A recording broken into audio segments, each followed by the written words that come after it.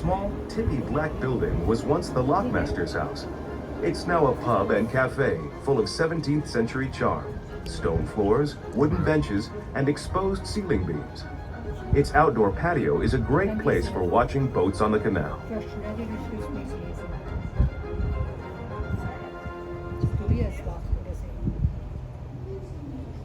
really tippy.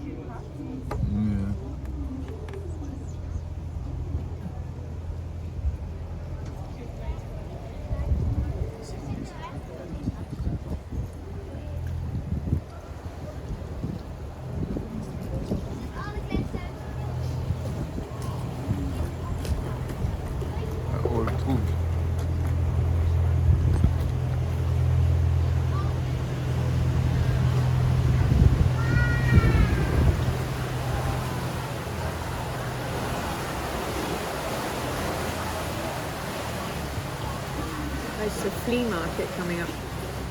Waterlooplein.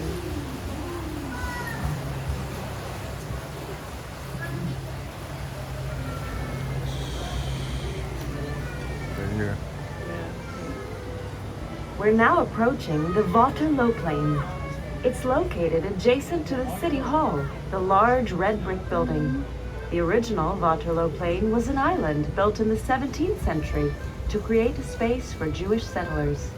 At the time, it was called Vloeienberg for Flooding Island. Over time, the name morphed into Vlooienberg for Flea Island, and the bustling market held here was called the Flea Market. For centuries, Jewish traders sold their wares here. The market continues to operate and is now known as the largest flea market in the Netherlands. Jewish neighborhood.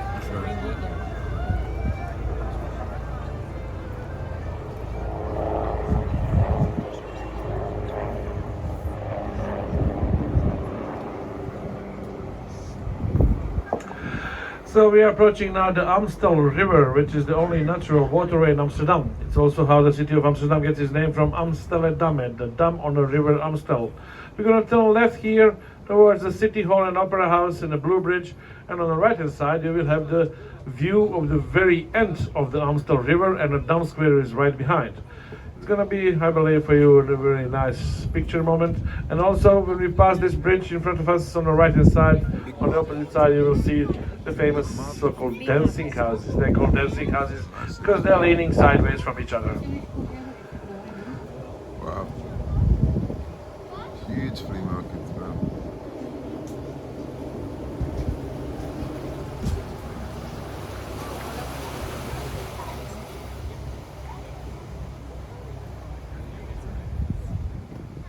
Amstel.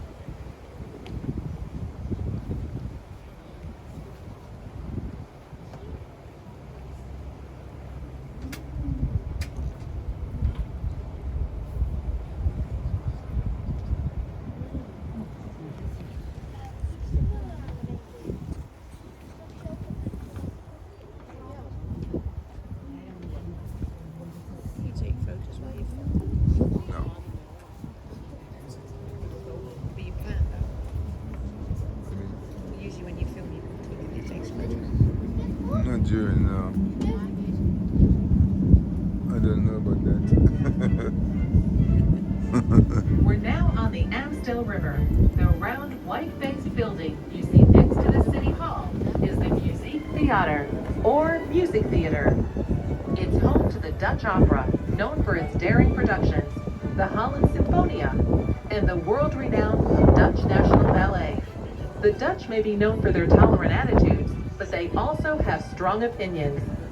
This piece of architecture was met with heavy protests that have since simmered down. In fact, that's how it got its name, Stoppera. It's derived from the movement against the construction, Stop the Opera. Wow.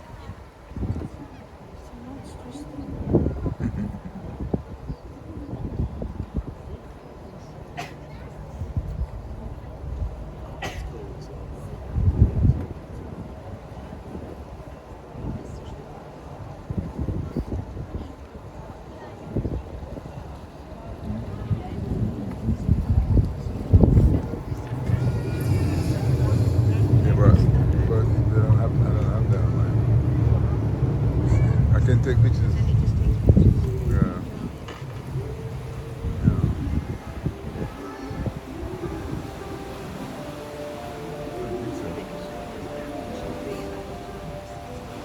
Maybe. The I've Mahara really Brook, checked it out like that. otherwise referred to as the famous Possible. Skinny Bridge, stretches all the way across the Amstel River.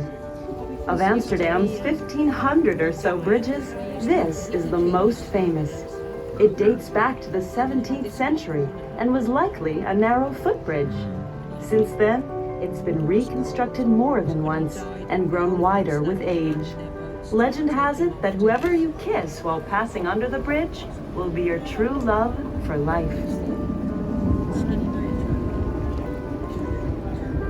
Yeah, the photographer took me there to take pictures when I was last year. This is professional photographer.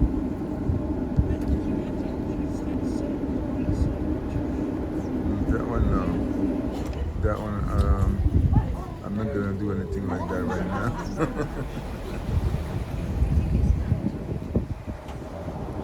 We're now on Herengracht, or the Gentleman's Canal. It was part of a careful plan to expand the city. In the early 17th century, a time of tremendous physical and economic growth, 3 new canals were laid out in concentric rings. The Herengracht was innermost. The Keizersgracht, or Emperor's Canal, was in the middle, followed by the Prinsengracht, or the Prince's Canal. The wealthiest citizens, shipbuilders, merchants, investors, and politicians built elegant mansions on the Herengracht. The Keizersgracht was solidly middle class, while the Prinsengracht had a more industrial atmosphere.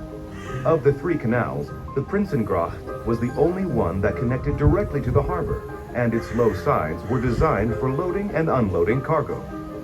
And so, the farther you lived from the city center, the lower your social class. Today, this would no longer hold true. All of the city center is expensive.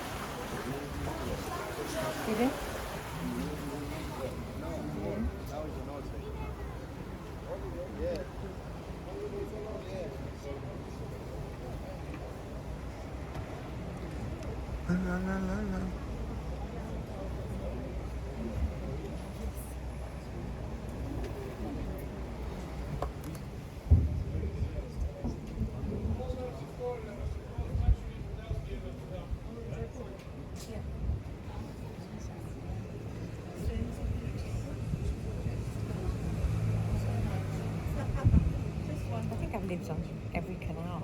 Just thinking that our shot needs to Get your camera ready. We're about to pass by one of the most photographed views in Amsterdam. The 7 arched bridges over Reguliersgracht, or Reguliers Canal. This beautiful and unique view of all 7 bridges at once can only be seen from here, on waters of the Herengracht. Our kind captain will be slowing down to give everyone a chance to catch a photo of this unique sight.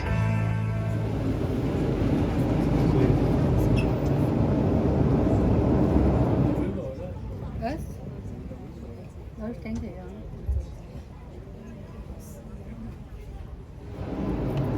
look down here, you can see all 7 bridges.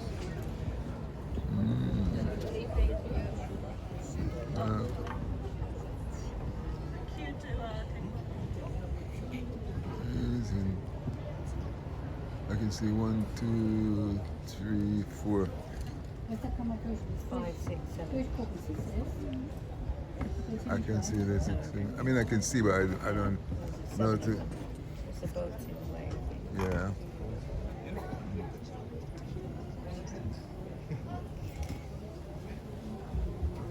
So, guys, 7 bridges all the way down. Yeah, see, nice.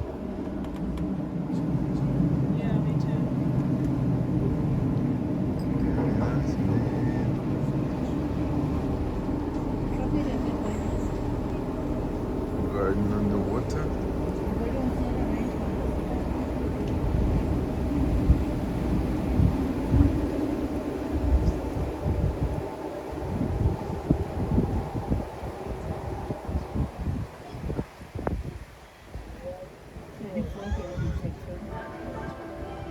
While nobles ruled elsewhere in Europe, here in Amsterdam, it was the self-made merchants. During the 17th century, they were earning as much as 700,000 euros a month. That's more than the average rich person earns today. The wealthiest of the wealthy lived here, on the Herengracht. Today, almost all of these mansions are used for business, as people can no longer afford to live in them. An exception is the city's mayor, whose official residence is at number 502 Herengracht. Look for the great facade with white columns just before the bridge. The golden age of the 17th century was a stellar time for Amsterdam. From politics and the economy to arts and science, everything flourished. And the city was now the most important trade center in Europe. There are many reasons for Amsterdam's astounding success. It had the largest and most progressive shipbuilding industry in Europe. Dutch traders sailed farther than anyone else to newly discovered lands in the Far East and to North and South America. They organized into companies like the Dutch East Indian Company and the Dutch West Indian Company. And the profits from trading staples like grain and exotics such as spices, porcelain, precious stones, and textiles were enormous. Now let's slip back in time to the 17th century. Imagine a colorful scene. Gentlemen in fine clothing on the street, speaking different languages. Elegantly outfitted ladies stepping down into horse-pulled carriages. The clatter of wheels on cobblestone. And dare we mention it, an unpleasant waft of sewage coming from the canal. Building restrictions limited houses to a width of no more than 6 meters, or 18 feet. But those who could afford got around this by buying 2 adjacent lots and building a double house. Some of these double homes even had 2 different facades. There was no restriction on depth, and with 20 to 40 rooms, a large private garden, and a coach house behind that, mansions often stretched all the way over to the next street. We're now at the so-called Golden Bend of the Herengracht, the most lavish section of all. Imagine going into one of these sumptuous homes. On the first floor, an elegant entrance hall with marble floors, high ceilings, and chandeliers. Mirrors were strategically positioned to create an illusion of even more space. And single-lot houses would often have a fake door on the side of the entryway to make them appear bigger than they were. Rooms were richly decorated with painted wallpaper, oil paintings, fine sculptures, and exotics such as Turkish rugs and Persian silks. In the second half of the 17th century, Parisian furniture, Louis XVI style, was very much in vogue. As a gentleman, you might join your host in a deep-colored smoking room. A lady, your hostess would receive you in a light blue salon or tea room. Here, you'd sip imported tea from China while looking out over a beautifully manicured garden. No one ever sat in the gardens. It'd ruin their fashionable white skin.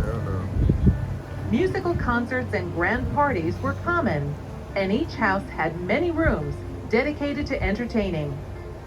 For a first-hand glimpse of life inside an opulent canal house, there are 2 wonderful museums in the area, the Hilving Hinlopenhaus and the Willet Holthausen.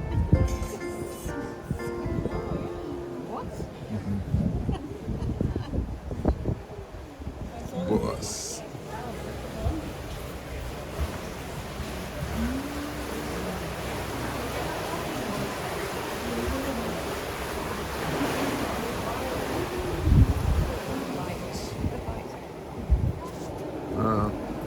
A drowning bike. Poor bike drowned over there. I wonder what happened to the cyclist. Clinging on for dear life. They hide.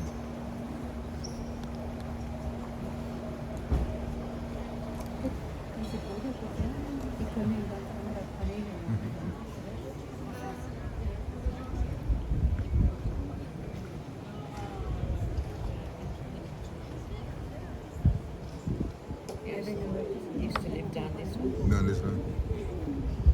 Oh, nice.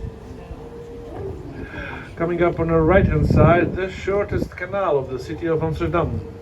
It's also different from other canals because the houses are directly connected to the water. Here on the right hand side. This side. That's it.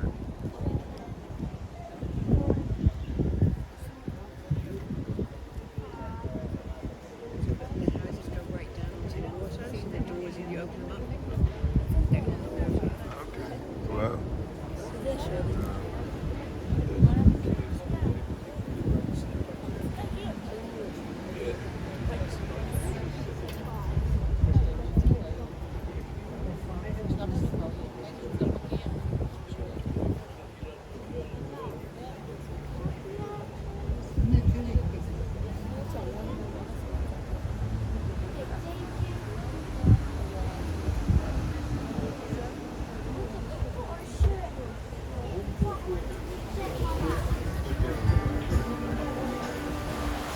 As we pass by these richly decorated canal houses, there's so much to notice.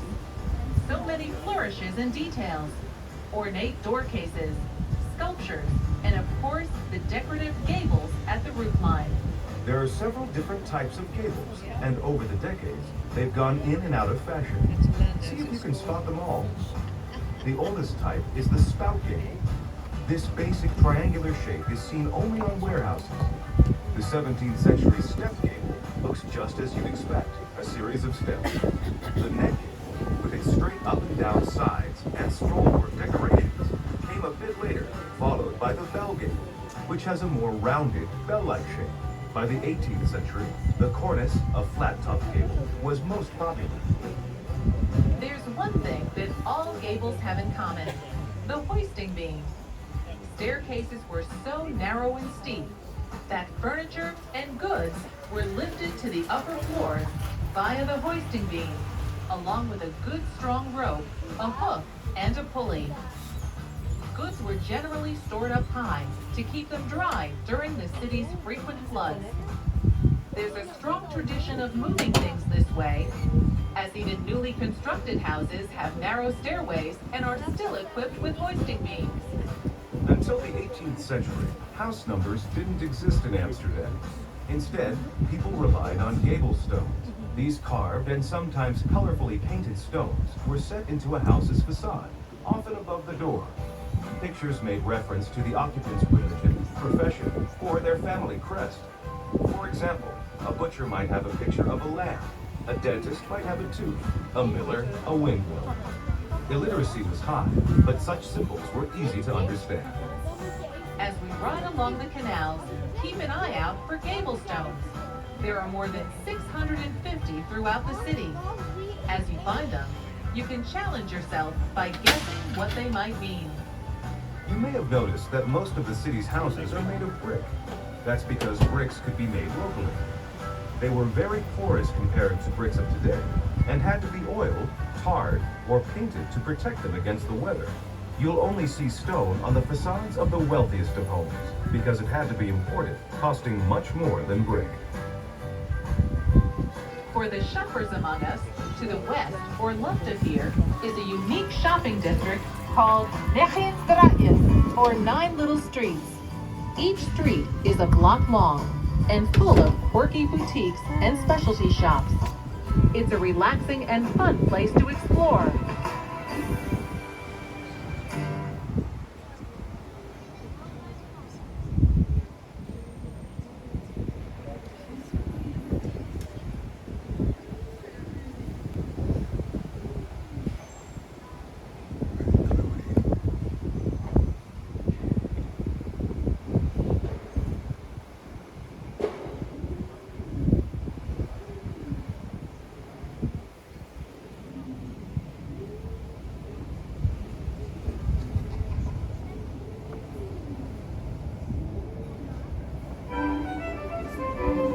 Coming up on our left, at numbers 170 and 172, is a beautiful 17th century red brick mansion with white sandstone accents. This is the Bartolotti house, designed by Hendrik de Keyser.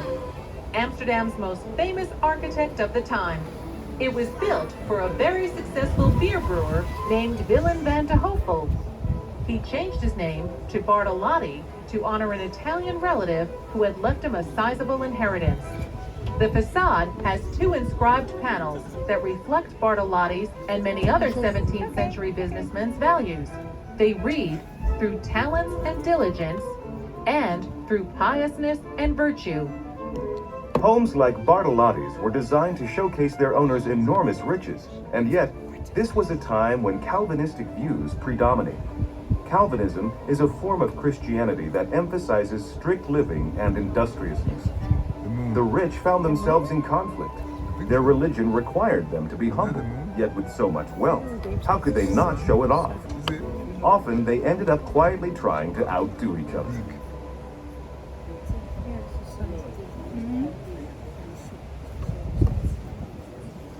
Oh, there's a canal over there now.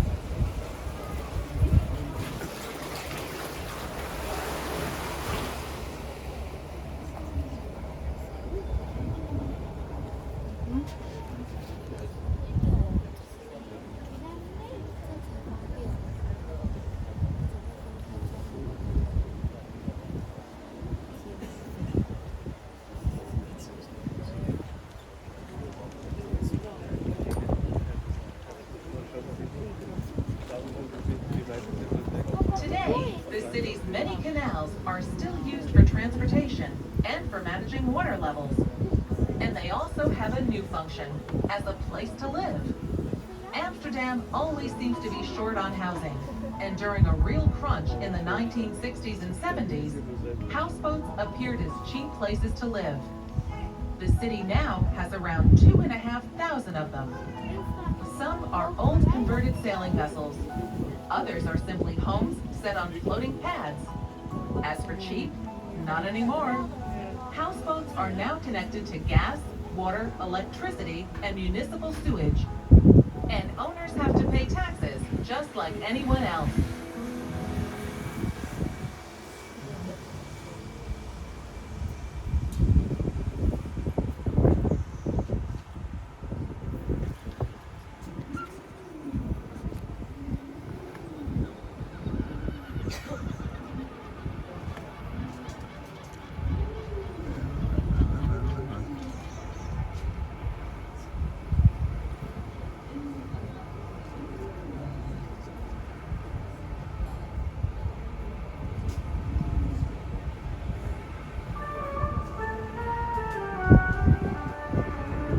Have you noticed how many homes have brick facades or faces? At first, Amsterdammers built their homes entirely out of wood, but after two massive fires at the end of the 16th century, the city took action. It passed a law requiring that all newly constructed buildings have facades made of non-flammable brick or stone. But all older buildings were still made of wood, and Amsterdam experienced one of its biggest fires along the Keizersgracht during the 18th century. Today, the risk of fire persists. Even though reinforced concrete is used for new construction, many of the older houses still have their original wooden skeletons. 1672. Yes, nice example here is on the right hand side, some of the oldest houses here on the Gentleman's Canal. Coming up, the first one is the red brick step gable here on the right hand side. And after about 100 meters further, I'll point out two of them, Arc of Noah and Fortune is the name of the oldest gables here on the Gentleman's Canal. You can see also here a lot of construction work. The old houseboats has to be moved from here. They completely renovated the street and the walls of the canals. And you can see also here the difference between the houseboats, the real steel, the common steel floating containers and the steel barges.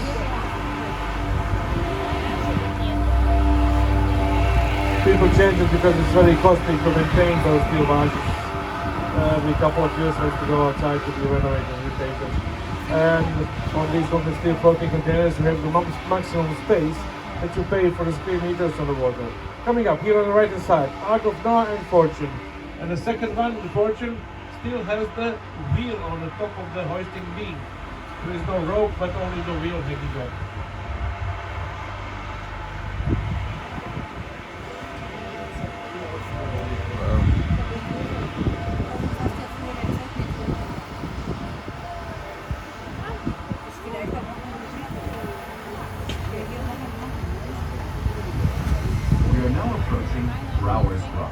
or the Brewers Canal. This canal was part of the city's 17th century expansion.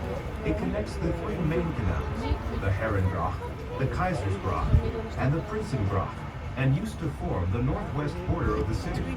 With its arched bridges, many houseboats, and wow. beautiful architecture, it's now one of the most picturesque waterways in the city. But that wasn't always the case. Many of the industries banned from residential areas ended up here. That included the smelly ones, like leather and whale oil processing. And of course, beer brewing, which gave the Brewers Canal its name. Because water quality was so poor, people turned to beer as a safer, healthier drink. Only the rich could afford wine, which was imported, but everyone drank beer. Many of the buildings you see are old workshops and factories or warehouses.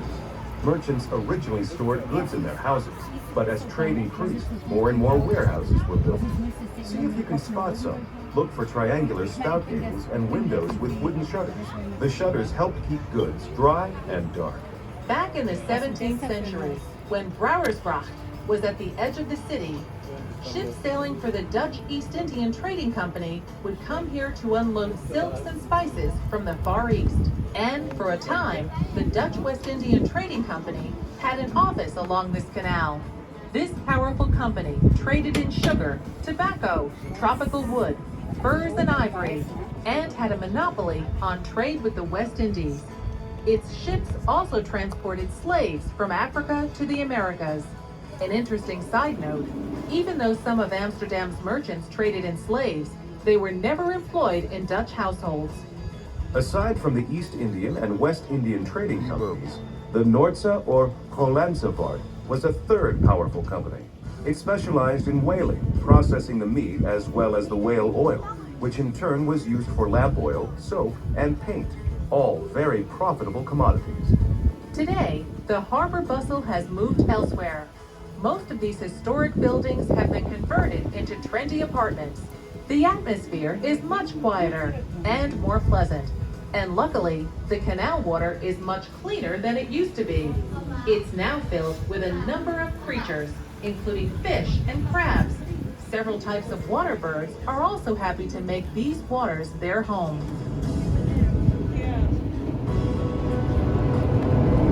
We are now on the Single, passing through locks that were originally built to regulate Amsterdam's water levels and to keep the city from flooding at high tide.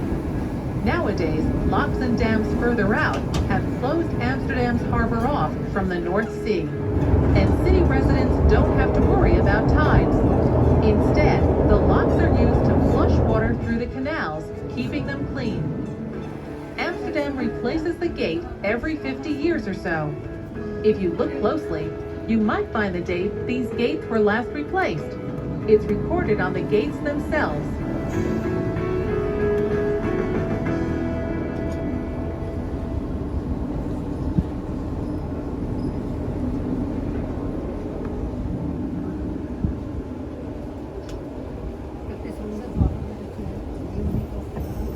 Okay, so we're gonna leave now the old city center through the Haarlemmer Lock and going behind the central station into the old harbor of Amsterdam.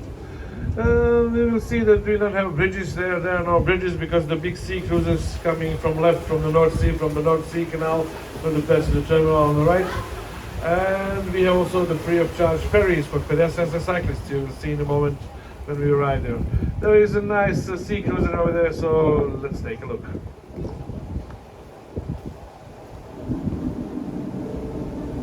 And no talk about transportation in Amsterdam would be complete without mentioning bicycles. You probably figured out that they're Amsterdammers' favorite mode of transport. All around Central Station are places to park, from a huge multi-level bike parking area to a converted ferry filled to capacity with bikes. Oh, it's empty now. More people bike than drive to work. And it's estimated that the city has around 1.6 million bikes. That's more bikes than people. In typical Dutch style, the bikes are very practical. Single-speed coasters with foot brakes. Sometimes with a crate in front for carrying everything under the sun, including children. In Amsterdam, expect to see everyone from the sophisticated to the harried mother of three, humping away on a two-wheeler.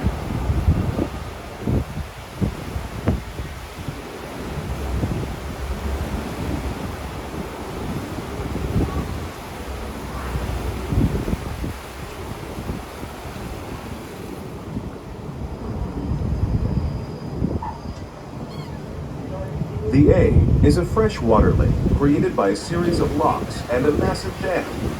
Out here, we're 6 meters below sea level, but it's still dry thanks to some truly amazing engineering. The Amsterdam harbor is the second largest harbor of the Netherlands. After the Second World War, the main harbor activities were moved to the western part of the city. But you'll still see a variety of water traffic here, including barges, riverboats, and cruise ships. Riverboats are often docked in the harbor. These long, flat tourist boats sail to the east to the Rhine River in Germany. You can also frequently see huge cruise ships in Amsterdam's harbor. They come from all over the world, entering the harbor through the North Sea Canal.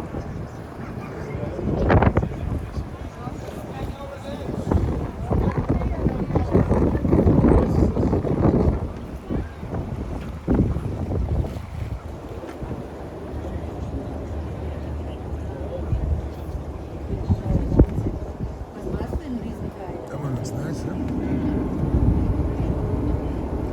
Basil.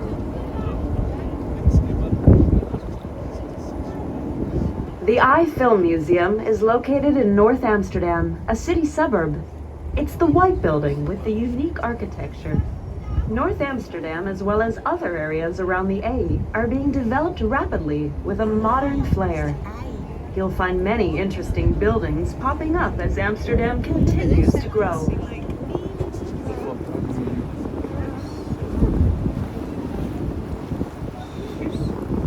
Amsterdammers get across the A using blue and white ferry boats, which shuttle not only people, but also their bikes back and forth for free.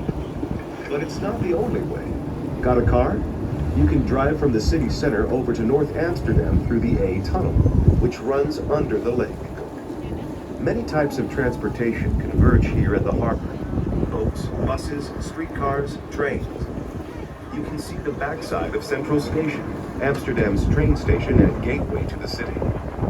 Thousands of regional and international trains come and go through this major transportation hub.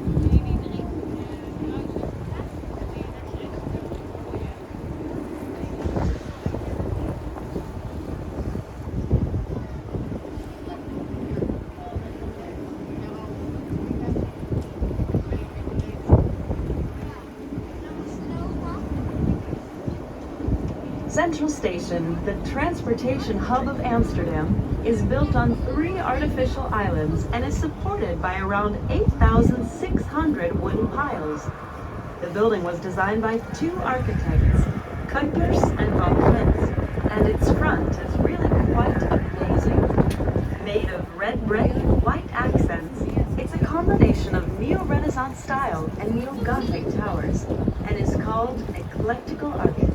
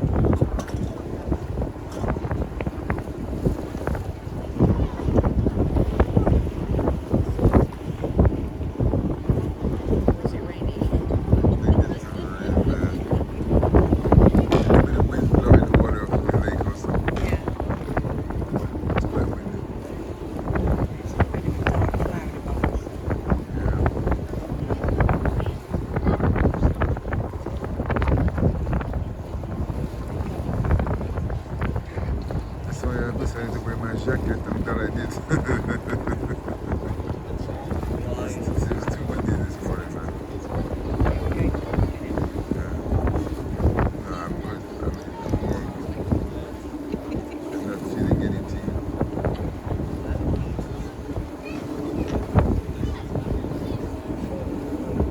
Actually, you see that building in over there? I think that might be close to his old apartment.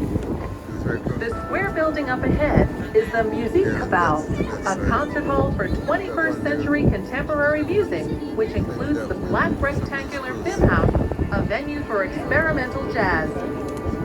People come to the Musique Cabal not only for the music, but also for a meal, drinks, and an outstanding view of the A. Its construction is part of a movement to bring some of the city back to the waterfront. As more locks and artificial islands were built, the city of Amsterdam has become landlocked.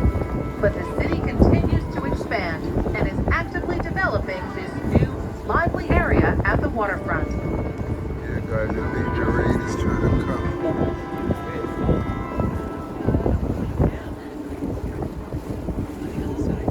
Oh, it's got Mickey Mouse. Oh, This is the Disney. This is the Disney. big ship, guys. Right above us. Yeah, Disney Dream. Disney Dream ship, guys. Check it out. Big.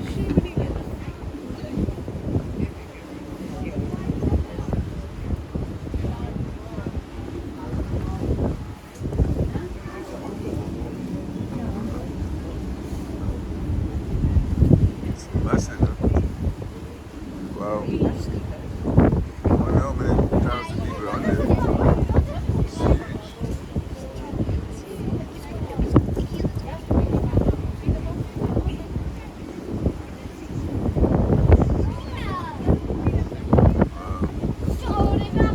Massive, man.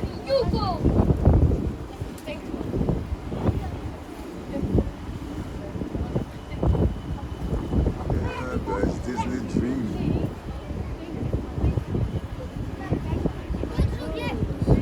It's Mary's boat with Mickey.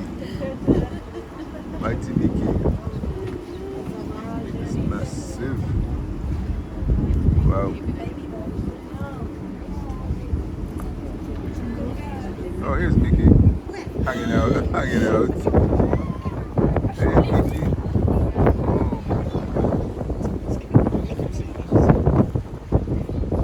Oh, we're turning around. Check that out, man. They get Mickey.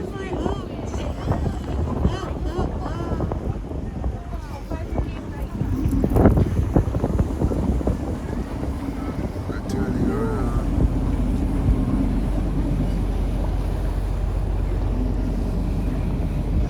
Mickey hanging out.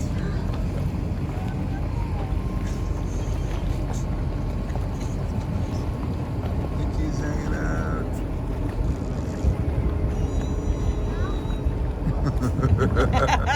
If you didn't come on the boat, you would never seen No that. idea how I was in Euro Disney. Is that your dad up there? You look like your father. Right there. That one guy. I actually got to when I met Mickey Mouse. My girlfriend said to me, "What happened to you?" I was like, I was all shy.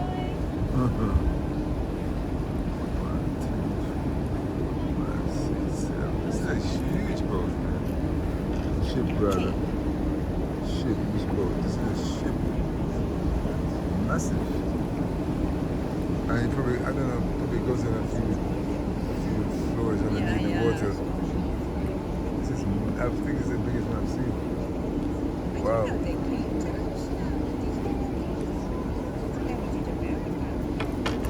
And they're here in Europe now. There's some thousands of people on board, man. Like, this thing is huge. Wow. How can it float? Yeah.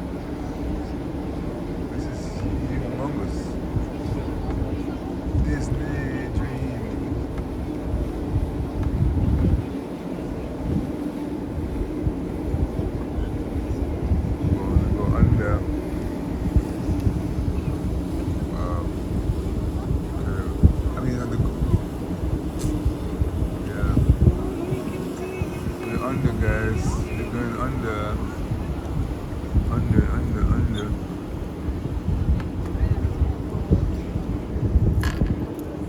That made my day. Yeah, make my day. Check that out, guys. The Disney dream. It's a dream for real. You saw it first from Primitive, live on the channel. I was gonna bring you the best things on the channel.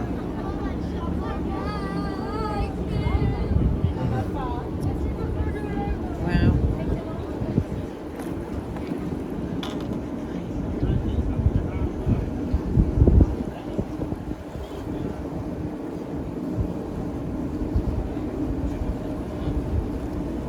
So we're coming to the end of the trip. We're going back to where we started from. Back to Central Station.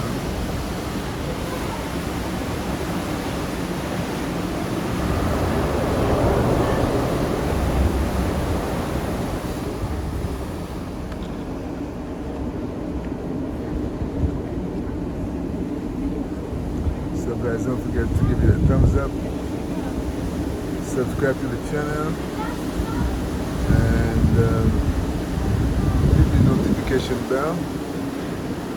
So when I put up the next content, you will be advised and you can check it out.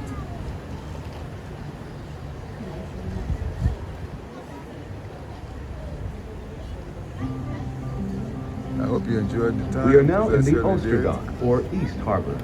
It was constructed at the beginning of the 19th century.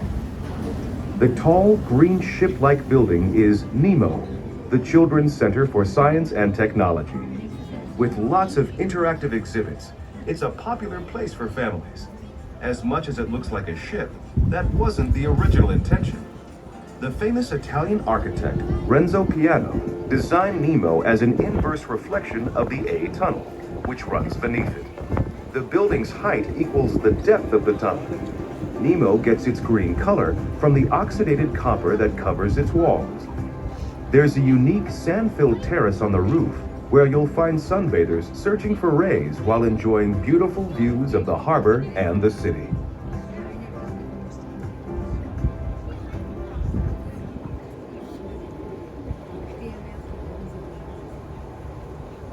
Cruise ships from all over the world dock at the PTA, or Passenger Terminal Amsterdam. It's shaped like a wave, or the back of a whale. Some locals like to call it the goldfish, because the tourists brought here by the big cruise ships help to bolster the economy.